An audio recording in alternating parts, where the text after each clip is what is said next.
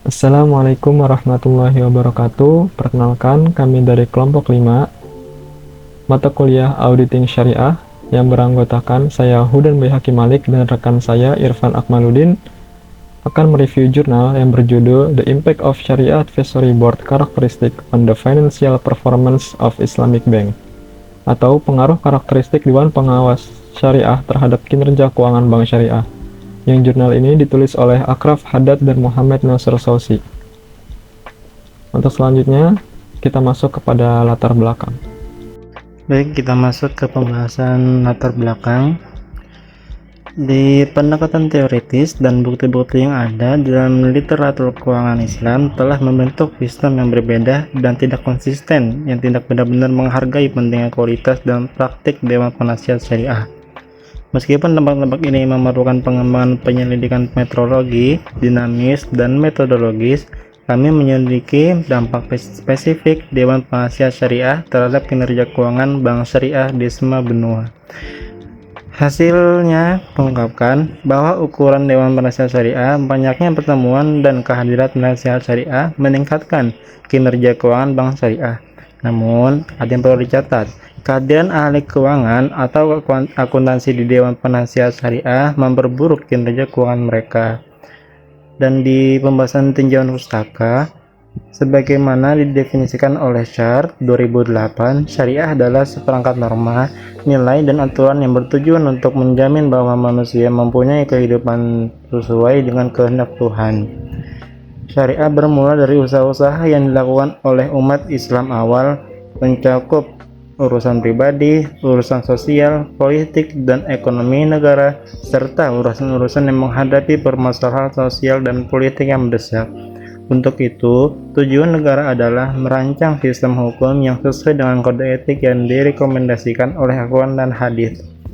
Fikih merupakan sumber inspirasi hukum Islam yang menyatukan penjelasan-penjelasan yang diperdebatkan setelah wafatnya Nabi Muhammad SAW. Fikih adalah hukum Islam yang dibangun oleh para ahli hukum. Para ulama syariah mendasarkan diri pada beberapa referensi dari sumber informasi sebelum diterbitkannya fatwa resmi. Selanjutnya ada penentu Dewan Penasihat Syariah. Beberapa badan standarisasi telah menetapkan persyaratan minimum untuk pemilihan penasihat syariah dan keterampilan yang diperlukan untuk menjalankan kewajiban mereka sesuai dengan standar syariah Islam seperti AOV dan IFSB. Namun demikian, tingkat penerapannya dan penghormatan terhadap standar-standar ini bervariasi secara internasional tergantung pada beberapa faktor, yaitu sejauh mana penerapan peraturan kehati-hatian di setiap negara dan ukuran serta tolak ukur sektor perbankan Islam. Selanjutnya, ada ukuran Dewan Penasihat Syariah. Dewan Penasihat Syariah terdiri dari beberapa penasihat yang bervariasi dari satu bank ke bank lainnya. Di beberapa negara, pemimpin tidak dapat menyiapkan atau memecat anggota SAB atau Dewan Penasihat Syariah. Dia hanya bisa mengusulkan nama di negara lain seperti Malaysia dan Uni Emirat Arab. Pemerintah bertanggung jawab menunjuk penasihat syariah. Para direktur tentu harus memiliki kualifikasi agama dan keilmuan yang lebih spesifik dibandingkan anggota lainnya. Namun secara hierarki, tidak ada perbedaan antar anggota. Penguasaan prinsip-prinsip syariah oleh anggota Dewan Penasihat Syariah. Pada tahun 2006, IFSB menetapkan bahwa lembaga keuangan Islam harus memiliki komposisi yang tepat dan memfasilitasi konstitusi SAB untuk memastikan kepatuhan terhadap hukum Islam.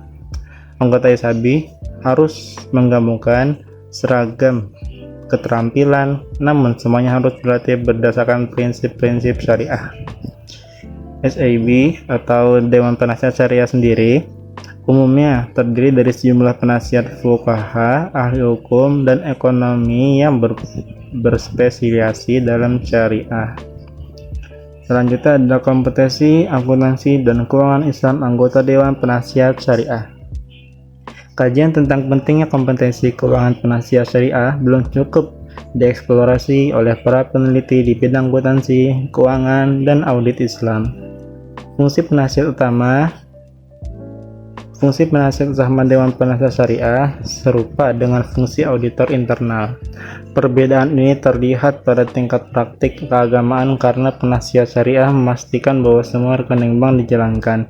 Selain itu, pengawas syariah agama biasanya menerima pelatihan yang memberi mereka hak dan kapasitas untuk menafsirkan Al-Quran dan hadis secara keagamaan. Selanjutnya ada jumlah pertemuan yang diadakan oleh Dewan Penasihat Syariah. Anggota Dewan Penasihat Syariah dapat bertemu dengan tim manajemen beberapa kali dalam setahun.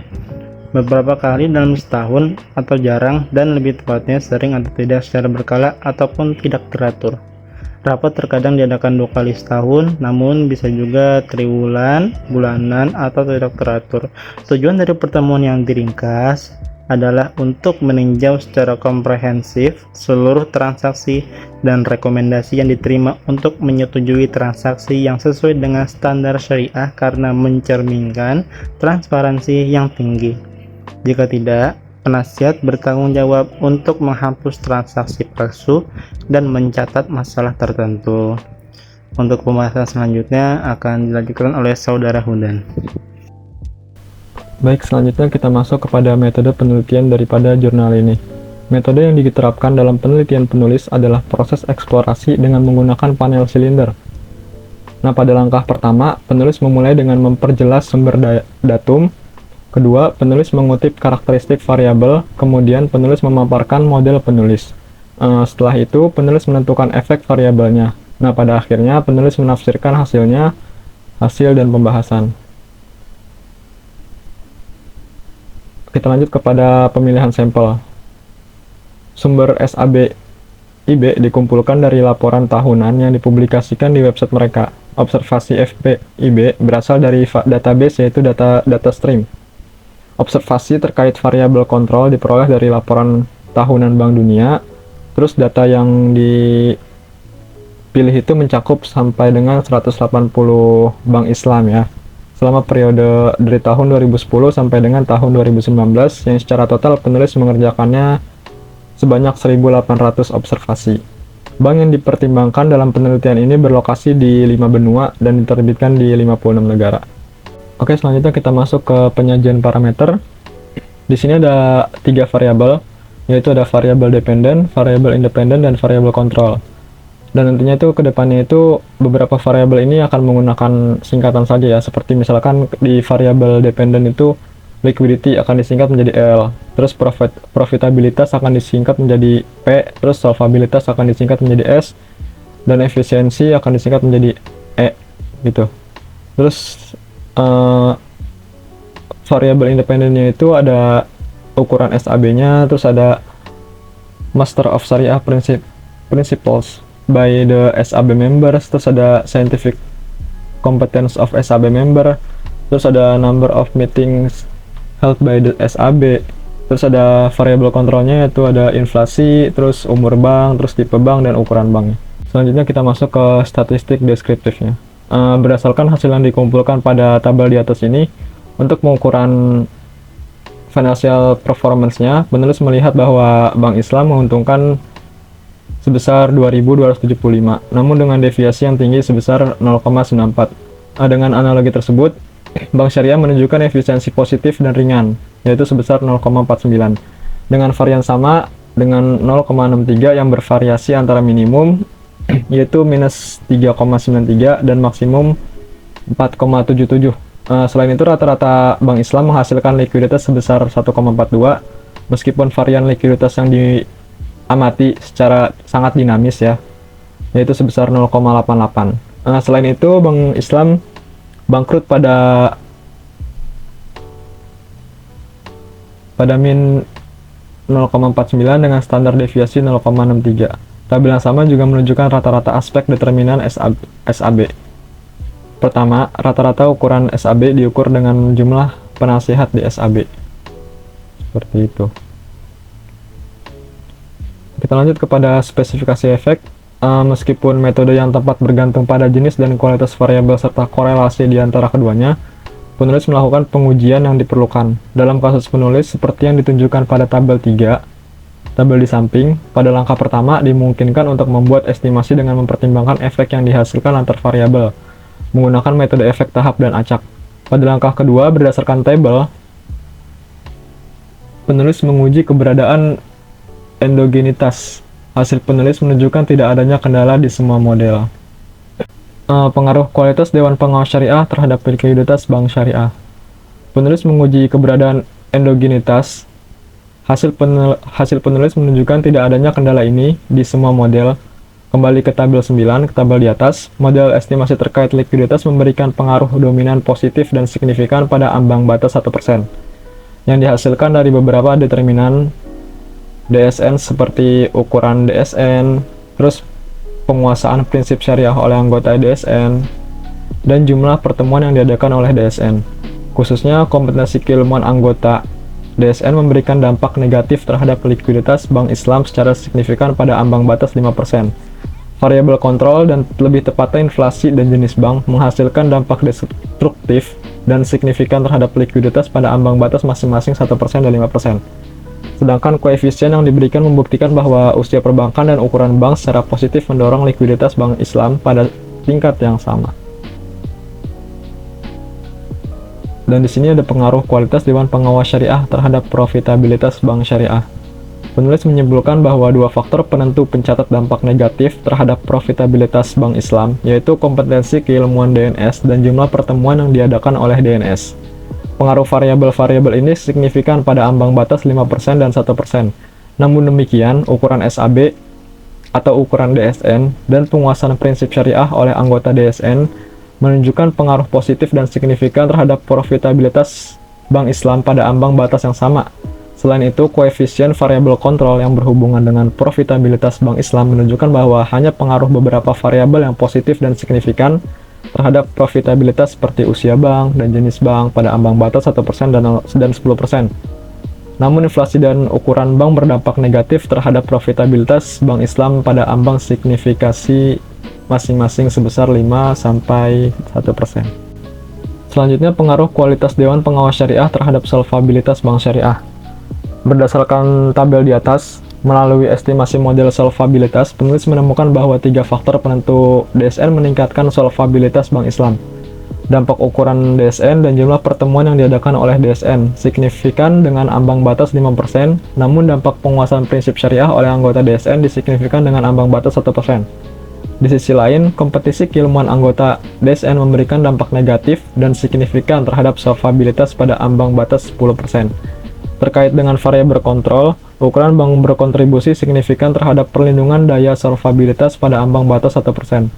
Secara simetris, variabel kontrol lainnya melaporkan efek negatif yang luar biasa, terutama kami mengutip inflasi, usia perbankan, dan jenis bank terlepas dari dampak yang disebutkan.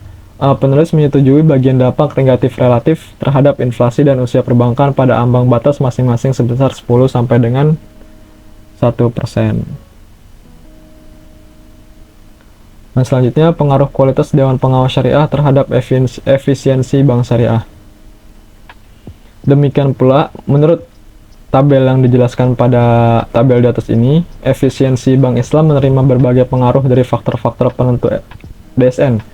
Penulis memperhatikan bahwa dampak ukuran DSN, terus penguasaan prinsip syariah oleh anggota DSN dan jumlah pertemuan yang diadakan oleh anggota DSN berdampak positif terhadap efisiensi bank syariah. Di antara variabel-variabel ini tidak ada determinan yang menunjukkan pengaruh yang sangat signifikan dan luar biasa, sementara kompetensi keilmuan anggota DSN memberikan pengaruh negatif pada ambang batas 10%. Sebaliknya, kami menyebutkan bahwa tren dampak yang berkaitan dengan variabel kontrol menyebabkan peningkatan efisiensi bank Islam. Di antara variabel-variabel tersebut, usia perbankan dan ukuran bank signifikan pada ambang batas 1%, sedangkan dampak inflasi signifikan pada ambang batas 5%. Namun, efek jenis bank mengungkapkan variabel berpengaruh negatif terhadap efisiensi perbankan, namun tidak signifikan. Oleh karena itu, penulis menolak semua asumsi. Baik, yang selanjutnya kita masuk kepada pengaruh Dewan Pengawas Syariah terhadap kinerja keuangan bank syariah. Pada tabel 13, yaitu ringkasan dampak ukuran DNS terhadap kinerja keuangan dari bank syariah, membuktikan bahwa ukuran SAB dari segi likuiditas itu berpengaruh positif dan dari segi profitabilitas itu berpengaruh positif. dan dari segi solvabilitas itu berpengaruh positif, ekuitas berpengaruh positif. Yang selanjutnya pada tabel ke-14 yaitu ada rangkuman pengaruh penguasaan prinsip syariah oleh anggota DSN terhadap kinerja keuangan daripada Bank Islam, membuktikan bahwa penguasaan prinsip syariah oleh anggota DSN dari likuiditasnya itu berpengaruh positif, dan dari profitabilitasnya berpengaruh positif, dari solvabilitasnya berpengaruh positif, dan dari ekuitasnya itu berpengaruh positif. Pada tabel 15 kita bisa lihat di sini ada ringkasan pengaruh kompetensi akuntansi dan keuangan anggota DNS terhadap kinerja keuangan daripada bank syariah. Variabel kompetisi keilmuan anggota DSN dari likuiditasnya itu berpengaruh negatif, dari probabilitasnya itu berpengaruh negatif, dan dari solvabilitasnya berpengaruh negatif, dan dari ekuitasnya berpengaruh negatif. Selanjutnya pada tabel 16 ada ringkasan pengaruh jumlah pertemuan yang diselenggarakan oleh DSN terhadap kinerja keuangan daripada Bank Islam. Variabel di sini yaitu menggunakan jumlah pertemuan yang diadakan oleh DNS, likuiditasnya itu berpengaruh positif, terus profitabilitasnya berpengaruh negatif, solvabilitasnya berpengaruh positif, dan ekuitasnya berpengaruh positif. Kita masuk ke kesimpulan. Dari literatur, tujuan Dewan Pengawas Syariah biasanya berkontribusi untuk meningkatkan kinerja keuangan daripada Bank Islam karena anggotanya dipilih oleh pemangku kepentingan. Dewan Pengawas Syariah bertanggung jawab untuk mengendalikan transaksi, meningkatkan indikator keuangan, merencanakan kebijakan, dan mengambil keputusan terbaik. Namun, adanya dampak negatif dari satu atau lebih determinan Dewan Penasehat atau Pengawas Syariah terhadap satu atau lebih parameter kinerja keuangan berpengaruh negatif terhadap total kinerja keuangan secara bersama-sama. Manajer ini diharuskan untuk meningkatkan kinerja keuangan dan memaksimalkan keuntungan bank. Namun kegagalan dalam melaksanakan tugas mempengaruhi kredibilitas dan kelayakan Dewan Pengawas Syariah, yang menunjukkan bahwa setidaknya satu faktor penentu Dewan Pengawas Syariah lemah dan memerlukan revisi. Dalam penelitian penulis, dampak parsial berubah dari satu parameter kinerja keuangan ke parameter Dewan Pengawas Syariah memberikan dampak positif yang tidak signifikan atau dampak negatif yang signifikan terhadap kinerja keuangan bank syariah. Hal ini menegaskan kurangnya Dewan Pengawas Syariah untuk meningkatkan efisiensi bank syariah apapun alasannya. Baik, mungkin itu yang dapat kami sampaikan. Kurang lebihnya dari kami mohon dimaafkan. Wassalamualaikum warahmatullahi wabarakatuh.